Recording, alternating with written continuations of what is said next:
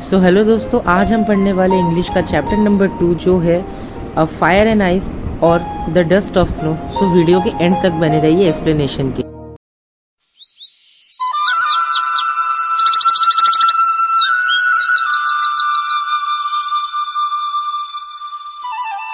सो हमारा पहला पार्ट है इस स्टोरी का जो है द डस्ट ऑफ स्नो। इसमें हम मेनली पढ़ेंगे कि कैसे एक अनहोली या फिर अनऑस्पिशियस चीज़ भी कभी कभी हमारे लिए ऑस्पिशियस बन जाती है और हम कभी सोच भी नहीं सकते कि ऐसे सिचुएशंस में वो हमारे मूड को कैसे चेंज करते। तो चलिए पढ़ते हैं अ dust of snow. So poem कुछ इस तरह है। The way a crow shook down on me the dust of snow from a hemlock tree has given my heart a change of mood and saved some part of a day I had rued। इसकी first rhyming scheme mark कर लेते जो है A B. Crow ए, मी के बाद में जो ई है वो बी आएगा, स्नो के बाद में जो डब्ल्यू है वो बी है एंड ट्री अगेन राइम कर रहा है मी से।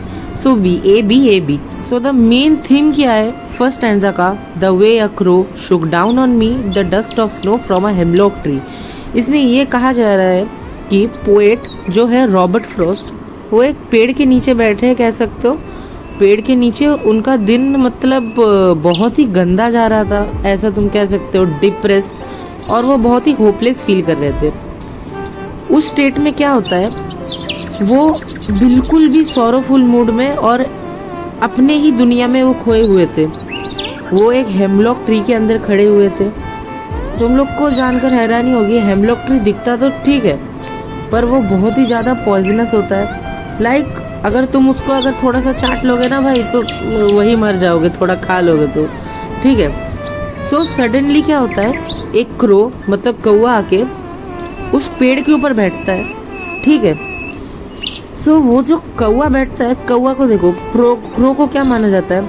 अनऑस्पिशियस माना जाता है, मतलब अनहोली क्रिएचर जो बार बार कॉ करने से, मतलब जैसे वो चिल्लाता है ना कौवा, तो हमें बहुत ही ज़्यादा गुस्सा आता है, भाई तू क्यों नहीं भग जाता इधर से। तो ठीक है, तो पोएट को भी वैसा ही लग रहा था, पर उनको क्या पता था कि ये छोटी सी क्रिएचर भी, अनऑस्पिशियस चीज़ भी कभी कभी हमारे लिए ऑस्पिशियस प्रूव होती है। जो क्रो बैठता है पेड़ के ऊपर, उसके बैठने से वो जो स्नो के पार्टिकल, डस्ट ऑफ स्नो मतलब क्या होता है? स्मॉल पार्टिकल्स ऑफ स्नो, वो पोएट के सर के ऊपर आकर गिरता है। सेकेंड स्टैंजा में भी हमें यह कहा जाता है कि has given my heart a change of mood and saved some part of a day I had rued. ठीक है, इसका मेन मीनिंग क्या है? पोएट का ना सडनली जैसे उनके सर के ऊपर जो स्नो गिरता है, पोएट का पूरा मूड समझो चेंज हो जाता है। उनका जो दिन सॉरोफुल में, डिप्रेस मूड में बीत रहा था, वो सोचते हैं कि उनका कोई तो न्यू फेज चालू हो गया भाई लाइफ का। उनका मूड ही पूरा चेंज हो जाता है। वो रिग्रेट करते हैं कि क्यों मैं ऐसा था, मतलब क्यों मेरा दिन ऐसा जा रहा था। उनका मूड में पूरा बदलाव हो जाता है, ठीक है। और वो थोड़े से हैप्पी फील करने लगते हैं और वो सोचते हैं कि वो अपना आने का समय ना वेस्ट करके जो आने वाला समय है उसको वो अच्छे से बिताएंगे, उसको वो रियून नहीं करेंगे, मतलब वो उसको ख़राब नहीं करेंगे और उसको वो अच्छे से बिताएंगे। सो इधर हमको समझ में आता है कि कैसे एक अनऑस्पिशियस चीज़ भी हमारे लिए कभी कभी ऑस्पिशियस प्रूव हो जाती है। कौवा मतलब जिसको बहुत ही गंदा क्रिएचर माना जाता है, उसकी आवाज़ से सब परेशान होते हैं, फिर भी कैसे क्रो ने हमारे पोएट का मूड चेंज किया, उसके बारे में इधर मेनली समझाया गया है। सो यही था mainly the dust of snow. इसका राइमिंग स्कीम है सेकेंड स्टैंजा का भी A B. Heart and part दोनों राइम कर रहे हैं। So A B and mood and rude दोनों में डी डी, सो ये दोनों भी मीन्स राइम कर रहे हैं। सो इसका राइमिंग स्कीम हो जाएगा B. For your short notes तुम लोग इसका एक स्क्रीनशॉट ले सकते हो, जिससे तुम लोग को और अच्छे से समझ में आ जाएगा। इधर जो पोएटिक डिवाइस है वो यूज़ किए गए हैं एजोनेंस, रिपीटेशन हो रहा है वॉवल्स का, एंजैब्डमेंट यूज़ किया गया है, ठीक है ना। जैसे पंचुएशन मार्क्स जहाँ पे होते हैं उधर एंजैब्डमेंट यूज़ किया जाता है। सो यही था मेनली हमारा ये द डस्ट ऑफ स्नो। चलिए मिलते हैं इसके दूसरे पार्ट में जो है the fire and ice. So fire and ice तो तुम लोग देख के समझ ही चुके होंगे मेनली हम किसके बारे में बात करेंगे। पहले चैप्टर का भी नाम था the dust of snow, but उसका मेन थीम पोएम का कुछ और ही था। फायर एंड आइस भी ठीक वैसा ही है, जिसका मेन मोटिव कुछ और है। तो चलिए इस चैप्टर को भी पढ़े। ये रॉबर्ट फ्रॉस्ट ने लिखा है। रॉबर्ट फ्रॉस्ट क्या कहते हैं? Some say the world will end in fire, some say in ice. From what I have tasted of desire, I hold with those who favour fire. So जो poet क्या है Robert Frost, वो क्या कहते हैं कि कोई बोलता है कि हमारी जो धरती है, देखो किसी ना किसी चीज़ का अंत तो होना ही है, चाहे वो हमारे कोई फैमिली मेम्बर हो, चाहे वो तुम्हारे कोई बहुत ही करीब के लोग हो, सबका एक न एक दिन तो इस दुनिया से जाना तय है, ठीक है। सो धरती का भी एक ना एक दिन बर्बाद तो होना ही है। जो चीज़ होती है जिसका कोई स्पेसिफिक रीज़न होता है, उसको एक ना एक दिन तो मिटना ही है ज़िंदगी से, ठीक है। सो जो पोएट क्या कहते हैं, कोई कहता है कि हमारी जो धरती है वो फायर में ख़त्म हो जाएगी, कोई कहता है आइस में यानी बर्फ़ में। पर जितना हमारे पोएट ने अंदाज़ा लगाया है, उनको लगता है कि उनके डिज़ायर से, what he have tasted of desire, poet को लगता है हमारी धरती आग में उलझ के पूरी ख़त्म हो जाएगी, यानी कि राख बन जाएगी।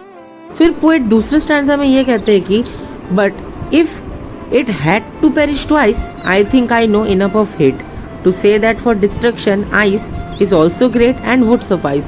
सो पोएट बहुत ही पोएटिक मूड में कुछ ऐसा कहना चाहते हैं कि जितना पोएट को लगता है, अगर धरती 2 बार ख़त्म हुई, पहले तो चलो वो फायर में ख़त्म हो गई, दूसरे बार अगर वो धरती ख़त्म होगी तो वो आइस के वजह से होगी, मतलब पूरा चीज़ जम जाएगा, कुछ हो जाएगा, मतलब धरती पूरी बर्फ़ बन जाएगी, ऐसा नहीं। वो लोगों का हेट्रेड होगा एक दूसरे के प्रति, ठीक है ना। सो पोएट को लगता है कि हमारी धरती दोनों चीज़ों की वजह से ख़त्म हो सकती है। सो इसके मेन मोटिव को समझते हैं पोएम। सो मेनली जो फायर के ऊपर हम अगर ध्यान दें तो पोएट ये कहना चाहते हैं, theme of the poem on fire, कि लोगों का जो डिज़ायर होता है, मतलब चाहत, लस्ट यानी कि हवस, उसके बाद ग्रीड मतलब क्या होता है, फिर उसके बाद सेल्फिशनेस, एक दूसरे के प्रति मतलब बहुत ही ज़्यादा हिंसा। इसकी वजह से पोएट को लगता है कि डिज़ायर, लस्ट, ग्रीड, इसकी वजह से हमारी धरती फायर में पेरिश हो सकती है, मतलब ख़त्म हो सकती है। दूसरी तरफ हमारे पोएम के जो पोएट है रॉबर्ट फ्रॉस्ट जी, वो ये कहते हैं कि अगर दूसरे बार हमारी धरती को ख़त्म होना है तो वो ज़रूर आइस में ख़त्म होगी। आइस मतलब सब लोग जम जाएंगे, सब लोग मर जाएंगे, भाई ऐसा कुछ नहीं है। नेक्स्ट टाइम हमारी धरती जब ख़त्म होगी दूसरी बार, तब लोगों के जो एक दूसरे के प्रति हेट्रेड है, उसके बाद जो इविल नेचर है एक दूसरे के प्रति, ठीक है ना। और अभी देखो ना, कोई तुम्हारा अगर दोस्त तुमसे अच्छा नंबर लेके आ जाता है, तुम कैसे मतलब जलने लगते हो, तो भाई मेरे मन में होता ना, मैं तो इसको बिल्कुल आने ही नहीं देता मेरे आगे। ये चीज़ गलत है, ठीक है ना, आखिरकार है तो तुम्हारा दोस्त ही ना भाई। सो एक दूसरे के प्रति हेट्रेड, ये एक रीज़न हो सकती है धरती का ख़त्म होना आइस के ऊपर। पोएट ने 2 एक्सट्रीम इमोशंस दिखाए, जो है स्ट्रॉन्ग इमोशन मतलब लव, लस्ट, डिज़ायर, और कोल्डर इमोशन मतलब हेट्रेड और इंडिफरेंस। फायर का मतलब जैसे मैंने तुमको पहले ही समझाया, ह्यूमन डिज़ायर, और आइस मतलब हेट्रेड बिटवीन 2 पर्सन्स और एनीवन। सो अगर आप लोग को वीडियो पसंद आया हो तो प्लीज़ सब्सक्राइब करके, लाइक करके चैनल को शेयर कर देना। मिलते हैं नेक्स्ट वीडियो में।